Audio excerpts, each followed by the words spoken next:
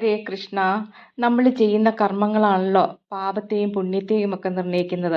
നമ്മൾ മറ്റുള്ളവരെ സഹായിക്കുന്നതാണ് ഏറ്റവും വലിയ പുണ്യം.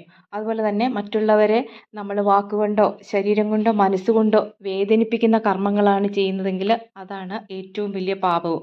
അപ്പോൾ അങ്ങനെ നമ്മൾ ചെയ്തു പോയ കാര്യങ്ങളുടെ പേരിൽ നമുക്ക് കുറ്റബോധമോ പാപചിന്തകളോ ഒക്കെ ഉണ്ടെങ്കിൽ ഭഗവാൻ ഗീതയിൽ പറയുന്നു, ബ്രഹ്മണ്യാദായ കർമാണി സംഗം ത്യക്ത്വാ കരോതി യാ ലിപ്യതേന സ പാപേന പത്മപത്രമിവാംബസ.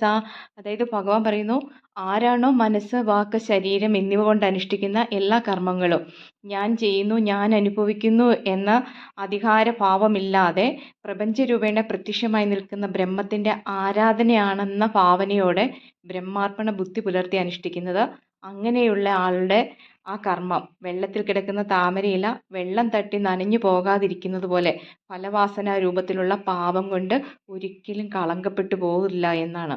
അതായത് ഭഗവാൻ പറയുന്നത്, നമ്മൾ ചെയ്യുന്ന കർമ്മങ്ങൾ ഈശ്വരാർപ്പണമായിട്ട് ചെയ്യുമ്പോൾ നമ്മൾക്ക് ആ കർമ്മം അത് നമുക്ക് പുണ്യമായിട്ട് മാറും.